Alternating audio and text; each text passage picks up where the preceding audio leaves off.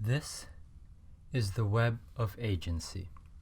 It contains the many avenues within which we live our everyday lives, either free or entangled within its strings. There are many routes in which we can proceed within this web, yet there is one which I wish to discuss today. This topic is one which we skirt around every day. We need to worry about how far we have crossed this line or if others will cross ours. Digital mediums are both protected and restricted, and our agency takes the shape of our creative works we either make originally or enhanced by others' works. I am talking about the field of digital copyright.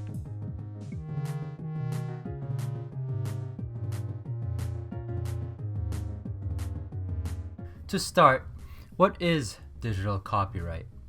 How does it work? Digital copyright contains any kind of intellectual property within a digital space. This makes this kind of copyright very fickle and easy to take, leading to the rise of piracy. As Edwin C. Hettinger states in an academic journal, Philosophy and Public Affairs, because of how far and common the information technologies have spread, we are now in a time where most people have committed some form of piracy, whether large or small. These infringements can include making a cassette tape of a friend's record, videotaping television broadcasts for a movie library, copying computer programs or using them on more than one machine, photocopying more than one chapter of a book, or two or more articles by the same author. Agency as the ability to make a significant impact through our actions can apply towards both the owner and user within this context. When looking at the owner of digital property, in theory, they should be the ones holding the most agency within a copyright world. They are the ones who own these digital works. However, they are also the ones who must deal with infringement. In their case, agency takes the form of restricting or regulating the use of their works. The significant impact or resistance being the successful restraint of piracy, and the restriction of agency or co-optation being the loss of rights to the public domain. Let's begin by looking at how digital copyright holders can enforce their impact in the digital world by restricting copyright.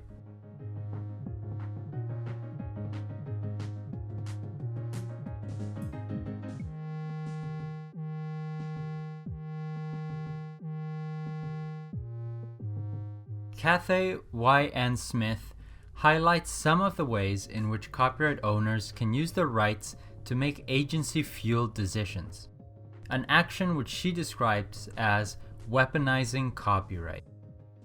These actions are pushed by the owner's interests, sure, but Smith states at the beginning of her article two statements which set the tone for everything that follows. The first being that not all weaponized or non-copyright uses of copyright are bad, and the second is that not all typical copyright uses are good. Weaponized copyright allows for owners to hold some form of societal or personal impact through the rights they hold. This use of copyright to push one's agency can take many forms, as Smith elaborates within the article, including using copyright infringement claims to hide sensitive information, dissociate oneself from someone using their works, or even to specifically harm someone by using a claim against them. This is not to say that copyright users are always at risk, however. Copyright users hold a very powerful weapon themselves in the form of fair dealing and fair use. Although similar, the former is used in Canada and the latter is used in the US. Fair dealing allows for the usage of copyright materials as long as they are used for specific purposes, these being research, private study, education, parody, satire, criticism, review, or news reporting. This allowance grants users the ability to become creators and allows for their creativity to be unrestricted by copyright laws. Although this does impact the agency of owners, it also opens new doors for consumers of copyright. However, by applying some logic from class readings, fair dealing becomes a more complicated affair. Tiziana Terranova states that by involving ourselves as creators of media within a digital space, we're actually creating what she calls free labor, a way for media conglomerates to profit off of the works we make by using fair dealing. This in turn becomes a cycle, where these larger copyright owners gain profit from the creations of users, while users exert their creative works by avoiding copyright claims. To complicate things further, Michel Desserteau brings in his perspective of reading as poaching. By reading a work and making our own interpretations of this work, we are in a way poaching part of the work by making it our own. Although not a phenomenon which can be described by the law in terms of theory, it does create a new pocket within which we can make our agency by avoiding complications of copyright. By interpreting a work, then creating a product through fair dealing, which is supported by our interpretations, we are doing free labor, which then benefits the upper classes in a cycle of information creation and consumption which fuels our current digital society. This cycle is a large part of our present state of information and is very central and important to how we feed our collective consciousness.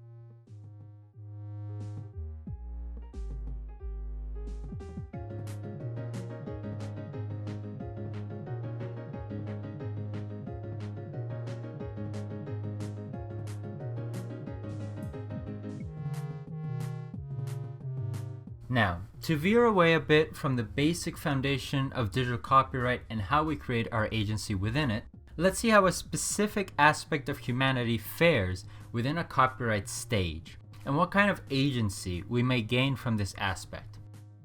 Tony Lester wrote a paper on how Black women navigate the copyright landscape and how they deal with copyright claims. This article examines how personal traits and capitalist societies mix within the copyright landscape, and what kinds of advantages and disadvantages can grow within them. The examples Lester brings up start with celebrities such as Beyoncé Knowles and Oprah Winfrey, and what kinds of copyright claims have been brought up against them. In a way, the cases listed were a form of weaponizing copyright for personal gain, yet they were used against owners by owners. In both cases, the person claiming infringement lost. However, race played less of a part, largely attributed to capital. This is a big juxtaposition to other cases brought up within the same article, involving other Black female creators such as Jessie Smith, Ruth Brown, Phyllis Wheatley, and Edmonia Lewis. These people were robbed of rights due to racist policies or mindsets, and were unable to defend themselves properly.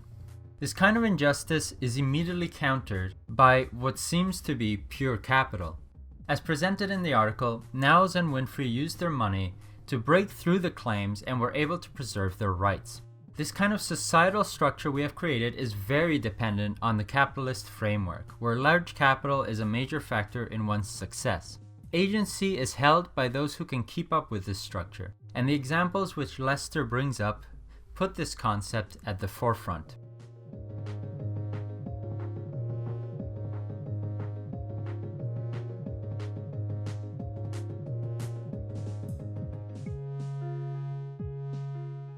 To close off, owners and users are at a point where the two have become near indistinguishable, which is a positive thing. However, the tools which we use to create also have the ability to close off opportunity for others. This cycle of creation and destruction is headed by the need for agency, the want to make an impact within the media world, whether it be to make a message or just for entertainment. The ability to use copyright to change the world exists, and it is an important part of our current media-centered world. I want to finish by bringing up Gilles Deleuze's view on Michel Foucault's work, expanding on how society is structured to control every aspect of our lives. and I believe that intellectual property is a major way this is done. Media has become a very central aspect of everyday modern life, and its desperate grab to change how we view our world is obvious. However, the restrictions posed upon these creations are also a way in which we gain or lose agency, even if it is a controlled agency, allowing for an impact which is either minuscule or controlled for one's purposes. Overall, copyright law has a place within the agency argument as a constant watcher which dictates how far we go with our media-related creative works, and grants us a place within this fast-paced neoliberal society. Everything is connected, and the way in which we interact as our digital selves only contributes to this ever-growing web.